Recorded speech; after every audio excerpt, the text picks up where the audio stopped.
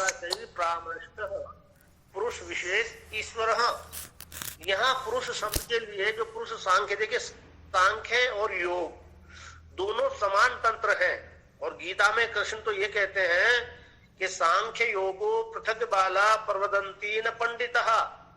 जो व्यक्ति सांख्य और योग को अलग अलग मानता है वह पंडित नहीं मूर्ख है, ये कहते हैं वो, क्योंकि दोनों की समान विचारधाराएं हैं। सांख्य 25 तत्वों की गणना करता है, वो 25 के 25 तत्व योग को ज्यों के त्यों स्वीकार है, वो उनमें केवल 26वें तत्व के रूप में ईश्वर की व्याख्या करता है, जो ईश्वर की व्याख्या सांख्य ने नहीं की। सांख्य ने ईश्वर के बारे में केवल एक सूत्र दिया, ईश्वरा सिद्ध है। उसका कई लोग ये भाष्य करते हैं कि ईश्वर नहीं है, और कई लोग जो सही भाष्य करते हैं कि ईश्वर सिद्ध नहीं किया जा सकता है। उसी ईश्वर का एक स्वरूप बताने का प्रयास योग दर्शन ने किया है। सांख्य दो तत्वों को अनादि और नित्य मानता है, एक पुरुष को और एक प्रकृति को। पुरुष को वो शुद्ध बुद्ध मुक्त मानता है, चेतन मानता है, अविकारी मानता है, किसी प्रकार का कोई विकार कोई परिणाम नहीं है उसमें, अपरिणामी मानता है, और संख्या में अनेक मानता है। यही बात योग को भी स्वीकार है। प्रकृति को वो एक मानता है, और यहाँ तो पुरुष तो अनेक माने हैं, लेकिन प्रकृति को एक ही मानता है। उसको अचेतन मानता है, उसको विकारी कहता है, परिणामशील कहता है कि उसमें परिणाम होता है, वो बदलती है, दूसरी चीजें उससे पैदा होती है, इसलिए उसका नाम प्रकृति है, जिससे दूसरी चीजें प्रकट हो। तो उन्हीं जो अनेक पुरुष हैं, उन्हीं में ईश्वर ने एक विशेष पुरुष की कल्पना करके ईश्वर की व्याख्या की। वो हम आगे जब ईश्वर का स्वरूप आएगा उस पर चर्चा करेंगे। लेकिन यहाँ जो पुरुष शब्द इस्तेमाल किया सांख्य ने, उसके लिए योग दर्शन ने दृष्टा शब्द का शब्द प्रयोग किया है उस पुरुष के लिए, जो आत्मा कह लीजिए आप, जिसको न्याय आत्म तत्व कहता है, आत्मा कहता है, उस आत्मा के लिए, उस पुरुष के लिए योग दर्शन में दृष्टा शब्द का प्रयोग किया गया है। और दृष्टा शब्द का जो स्वरूप है वो बताते हुए कहते हैं कई बातें। आप में से किसी को याद हो तो बताइए।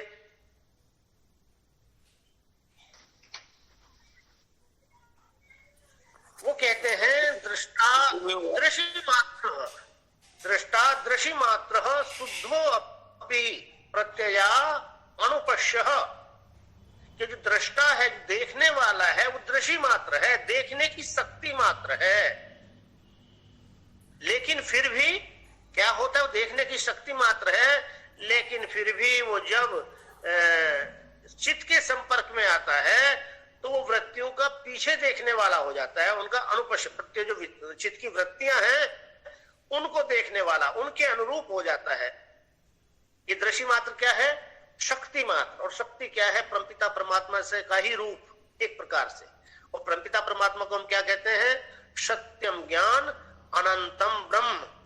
वो सत्य है, सत्य का मतलब है वो नित्य है, वो सदा रहने वाला है। वो कहीं भी ऐसा नहीं कि आज है कल नहीं है, या कल नहीं था, वो कल भी वैसा ही था, आज भी वैसा ही है, कल भी वैसा रही है। ये हो गया सत्य, ये हो गया नित्य, जो त्रिकाला बाधित होता है, जो काल से प्रभावित नहीं होता है। और दूसरी बात क्या है, उसका ज्ञान स्वरूप है। ज्ञान उसका स्वरूप है, बाहर से नहीं आया। ज्ञान आगंतुक गुण नहीं है दृष्टा का या आत्मा का, ये उसका स्वरूप है। जो चीज बाहर से आती है वो तो चली जाती है, लेकिन जो उसका स्वरूप है वो सदा उसके साथ ही रहता है, क्योंकि है ही वो वही चीज। अग्नि, जो उष्णता है वो अग्नि का स्वरूप है, जहां अग्नि होगी वहां उष्णता अपने आप होगी। तो वैसे ही जो दृष्टा है वो ज्ञान रूप है, क्योंकि हम भी परमात्मा के समान है। आत्मा से परमात्मा कहा है, और यहाँ जो आत्म तत्व की चर्चा कर रहे हैं वो, तो उसमें कहा कि वो ज्ञान रूप है। तो ज्ञान हम सबके अंदर है, और ये ज्ञान ही देखने की शक्ति है। तो इसलिए कहा दृष्टा दृश्य मात्र है। जो दृष्टा है वो देखने की शक्ति मात्र है, केवल देखने, साक्षी भाव से देखने की शक्ति है, करने की या भोगने की या कुछ अनुभव करने की शक्ति नहीं है। लेकिन फिर भी जैसे ही वो चित्त के संपर्क में आता है, तो चित्त में जो क्रियाशीलता किसके अंदर है, गुणों के अंदर। ज्ञान के अंदर क्रियाशीलता नहीं है। जो त्रिगुण में चित्त है, जो त्रिगुण में शरीर है, यही क्रियाशील होता है। और ये क्यों क्रियाशील हो जाता है, ये तो जड़ बताया था। क्यों,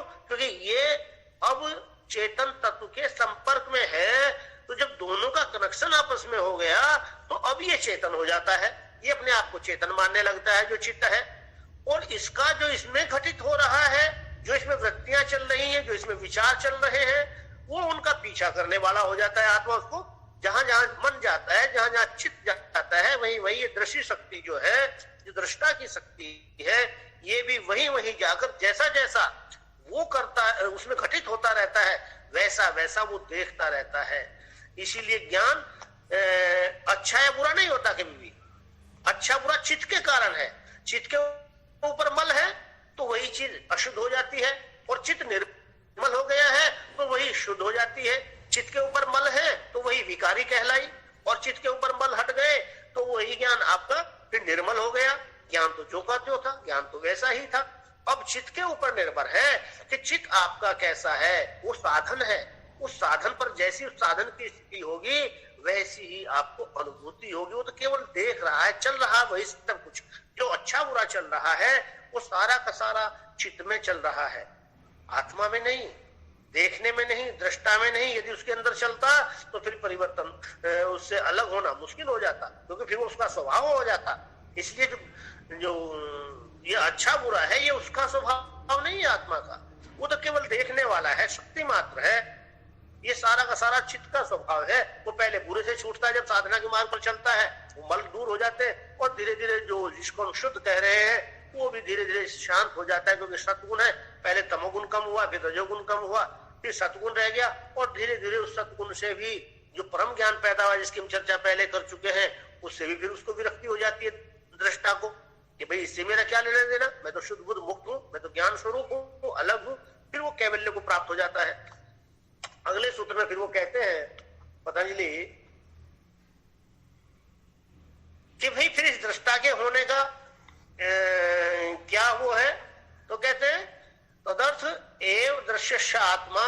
यह सारा जो दृश्य है दृष्टा पुरुष के भोग और अपवर्ग के लिए है। जब भोग और अपवर्ग पूर्ण हो जाते हैं तो फिर पुरुष इस दृश्य को नहीं देखता है। क्यों? क्योंकि है पुरुष के लिए। भाई पुरुष के लिए क्यों हुआ? कि पुरुष के होने से हो रहा है सब कुछ, आधार तो वही है। अगर पुरुष न हो तो इस चित्त में कुछ भी घटित नहीं होगा। अपने आप पुरुष संपर्क में आएगा तो उस पुरुष ने एक प्रकार से, जिसको प्रारब्ध कहते हैं, जो पूर्व जन्म के संस्कार, जो उसने पहले पहले देखा है, उसके अनुरूप उसको आगे आगे और देखना है। कहते ना बहुत से आदमी, भाई अभी और पता नहीं क्या क्या देखना है। देखने का मतलब वहां किस चीज से है? सामान्य बोलचाल में हम प्रयोग करते हैं ना, जैसे आजकल के ही ये वातावरण चल रहा है कोविड-19 का, इसमें इतनी हृदय विदारक घटनाएं सुनने को मिल रही है, जो हम थोड़ी देर पहले चर्चा कर रहे थे। तो इसी में हमारे मुख से निकलता है भाई अभी तो और आगे पता नहीं क्या क्या देखना है।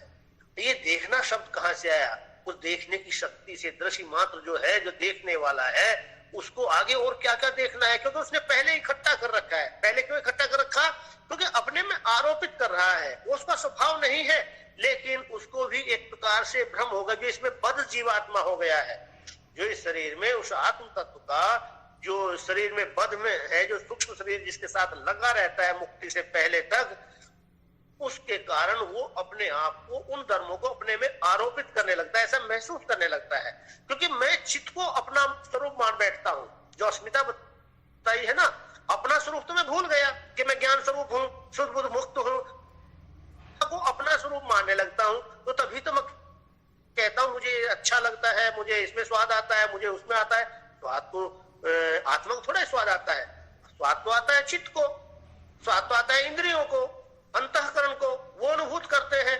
लेकिन मैं कह रहा हूं कि मुझे स्वाद आ रहा है, मुझे इसमें स्वाद नहीं आ रहा है, ये मुझे अच्छा लग रहा है, ये मुझे अच्छा नहीं लग रहा है। तो ये आत्मा अपने में आरोपित करने लगता है। सब कुछ चित्त में घटित हो रहा है, लेकिन उसको ऐसा अनुभूत होने लगता है, ऐसा देखने लगता है, क्योंकि वही घटित हो रहा है तो वही उसको दिखाई देगा। अब धीरे धीरे फिर जब वो साधना के पथ पर चलता है, ये चित्त में ही वैराग्य भी चित्त में ही पैदा होता है।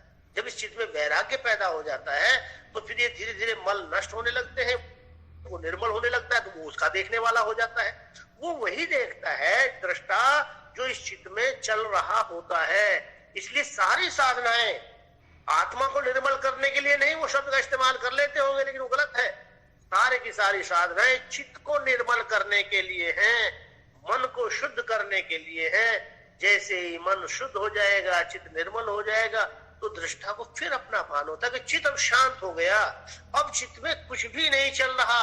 तभी तो होगा, हम टीवी देख रहे हैं, मोटा उदाहरण आप देखिए, जब तक टीवी चलता रहता है, अभी बातचीत करते रहते तो पता चलता है कि भाई मैं अकेला बैठा देख रहा, हम यहाँ टीवी देख रहे हैं, लेकिन अकेला व्यक्ति बैठा टीवी देख रहा हो, बड़ी तल्लीनता के साथ में देख रहा हो, तो आप कल्पना, आप सब जानते हैं कि वो कुछ समय के लिए अपने आप को भूल जाता है, और जो स्क्रीन पर चल रहा है उसी में खोया रहता है, उसी को देखता रहता है।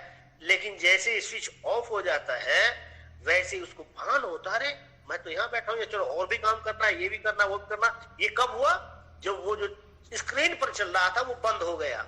अब वैसे ही जब चित्त की स्क्रीन पर जो चल रहा है ये बहुत से जन्मों से, जब ये पूर्ण रूपेण शांत हो जाता है चित्त, तब उसको अपने होने का ज्ञान होता है, उससे पहले ज्ञान नहीं होता है। वो ज्ञान स्वरूप ही, लेकिन वो ज्ञान आच्छादित हो गया है चित्त के कारण, ढका गया है।